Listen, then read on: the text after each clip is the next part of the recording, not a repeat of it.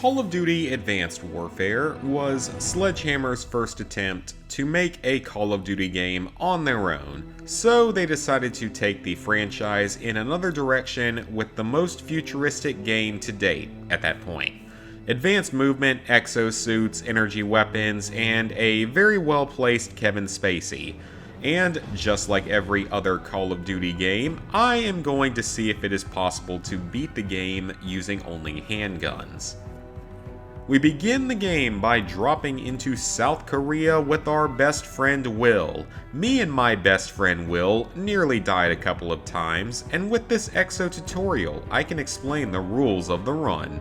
Our goal is to beat as much of the game as possible, using only handguns to attack our enemies. Non-lethal equipment such as smoke grenades and riot shields are fine. After grabbing a couple of kills, we are forced into a mandatory turret section, and as usual, you don't even need to kill anything in it. The rest of this section is pretty simple in terms of the challenge conditions. We meet up with Atlas, to whom my best friend Will must have some kind of personal relation. We then make our way through some stores and a bar. I died quite a few times, but eventually killed and sprinted my way past everything. My best friend Will and I spy on the neighbors. A car makes a pretty good riot shield. I jump over a wall. My best friend Will somehow got his arm stuck in the automatic door at the mall. And even though my best friend Will doesn't survive the ordeal, at least he doesn't lose his arm. With the first mission successful, we complete one of the most infamous QuickTime events in gaming history. Kevin Spacey pulled something out of his pocket. I feel like that's really not something you would ever want to hear, especially if you happen to be an underage boy. All I have to do is get in the back of his van to win some kind of a prize. Wait, was I actually right about this? A SWAT team is now moving in to save all the underage boys Epstein and the others captured over the years? That might actually make for an interesting video game someday. Despite the low ammo problems, everyone is cleared out, and it turns out this whole thing was just a simulation. We tour Spacey Island, we get our arm repaired, we complete a training course of some kind, actually 2 of them, and then we have to run the simulation again. Out of curiosity, do you guys prefer White House Down or Olympus Has Fallen for the whole lone man saves the president trope in film? I'm personally a little more of a fan of Olympus Has Fallen, but that was just me. I have 8 bullets left and a lot of enemies. I hid behind a tall rock, and since I didn't have enough ammo, I just had to start playing normally. That being said, I would still call this mission questionable, because just 1 or 2 more ammo drops would probably have been enough to get through. Mission complete. Press left stick to move a fly drone. That's a new one.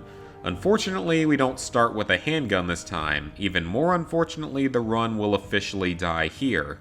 You have to get a synchronized kill with your team through this wall. Not shooting will end up killing the hostages. So no, as best I can tell, you cannot beat Advanced Warfare using only handguns, but that's not going to be the end of this whole thing. The ballistic shield is a pretty useful item. An SMG was required at this point. The Danny Phantom grenade is somewhat terrifying. We then play a couple rounds of Extreme Frogger. I get a pistol for about 30 seconds at the end of the mission, and it is finally done. The sub-villain reveals himself during the 4th mission. His goals are really stupid, if you ask me. The whole all technology is horrible, and I still don't understand this whole shield drone thing here. I can't figure out if this guy actually got shot or if maybe he just got terrified to death by the sight of my overcompensating shield. You guys be the judge of that one. Unsurprisingly, you have to destroy a walker with a rocket launcher. I get a handgun that might as well be a black powder pistol at this point. This other drone is completely useless, the reactor goes critical, and another mission is unsuccessful. We jump into the future once again. I would argue that this is a bit of an improvement for Detroit compared to 2021. Speeder bikes are a thing by this point in time. A platform falls while being walked on cliché. Stealth is pretty much non-existent. And then some dogs tried to enjoy me as a delicious 3-course meal. After a bunch of deaths, I caved and got a kill with an assault rifle because I was lazy. Now, I've got to say, the checkpoints in this game are a lot more unforgiving than I'm used to in Call of Duty games. You don't get them very often. Eventually, I managed to grab a personal defense weapon, PDW. We captured a random forgettable sidekick of a forgettable villain. Driving sections in first-person shooters are a good idea, maybe, probably not. Also, this mission is getting marked as questionable because I only used something that wasn't a handgun once and probably could have done this mission just fine if we had been playing on Recruit.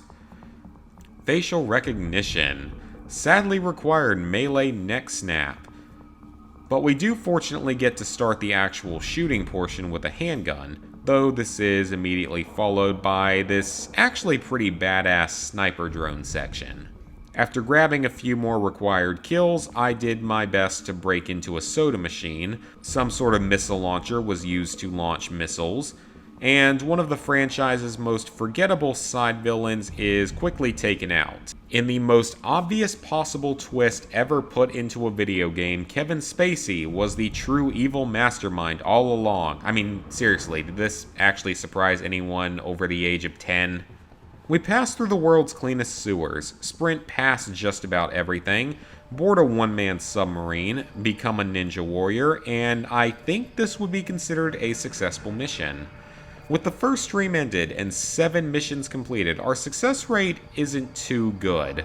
2 missions were successful, 2 were questionable, and 3 were complete and total failures. We begin the second stream by joining what I believe could be considered a resistance of some kind.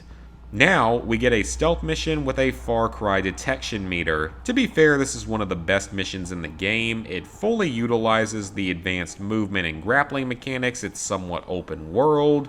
You even get to go swimming in one of Kevin Spacey's super fancy pools. Thankfully, this mission ends up being pretty easy overall. Despite my success, the game got stuck on a black screen at the end of the mission, so I had to close out the app. I remember being taught in school that all the ice would be gone by 2030, much less by the 2060s. Apparently that was wrong.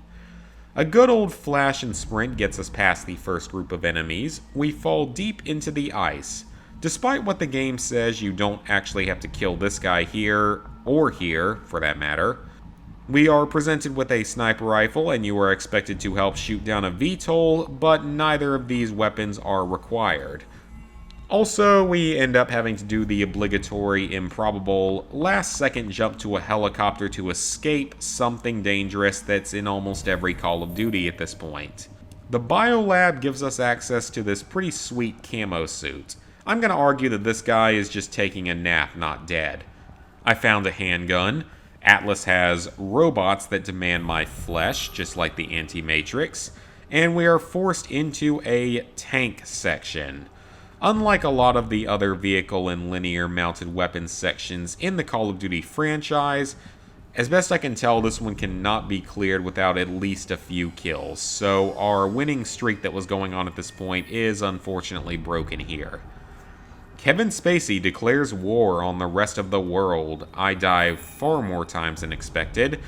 I lucked out and got a pistol, and as best I can tell, this real short mission on the Golden Gate Bridge should have been considered a success. Armada has a painful start with half a dozen deaths. The IR sight on the pistol seems like overkill and kind of funny looking. This mission is arguably a failure. You have to use this giant-ass railgun to kill helicopters and cargo ships. Though I suppose you could say that anyone that actually died here simply never learned how to swim during Atlas basic training, so maybe that could be an argument, probably not. I immediately gave up on the third to last mission. You have to pilot a plane through some canyons while killing tons of Atlas enemies. I just saw no real way this could be done without shooting, and frankly I just wanted to push through the rest of this game as quickly as possible. Now, to be fair, this is another pretty well-liked mission due to the freedom of movement and all the abilities that you have access to with your exosuit. So I ended up just playing this mission pretty normally. Ultimately, this mission goes the way of the Jewish ancestors of one of my co-workers. To be fair, this is something she said, not me. I'm not that crazy. The penultimate mission involves war crimes and spacey exposition and introduces a fairly unique mechanic. We have only one arm and can't reload weapons, so you have to pick up a new weapon whenever you run out of ammo. Thankfully, this mechanic results in an overabundance of one-handed weapons, including standard handguns, but the final portion of the mission involves using my super suit to escape. Maybe you can do it without killing on recruit, but I didn't get the chance to try, so this one's going to be questionable. One mission left. I opened the final mission by killing everything in sight because I was tired of the challenge, but I do think it could be possible to get through without shooting if you were on recruit. Gideon can do most of the killing here. My controller battery died at a bad time. This section was timed, which was surprising to me. I got kills without a handgun. We nearly burnt to death. I sacrificed my arm to kill Kevin Spacey, and I certainly did not complete Call of Duty Advanced Warfare using only handguns. So in the end, this game only has 15 missions, and of those 15 missions, 5 were completely doable handgun only, 4 were questionable, and 6 were completely impossible. This gives us a minimum success rate of 33.3% repeating. The maximum success rate was around 60%, which is surprisingly high for a more modern Call of Duty game, as this actually puts the game at 5th of all the games in the Call of Duty franchise played up to this point. I don't like this game that much, but these challenge runs are always pretty fun. Thank you guys for watching. Please like, favorite, share, comment, subscribe, and ring the bell if you haven't already, and I will see you for the next challenge run.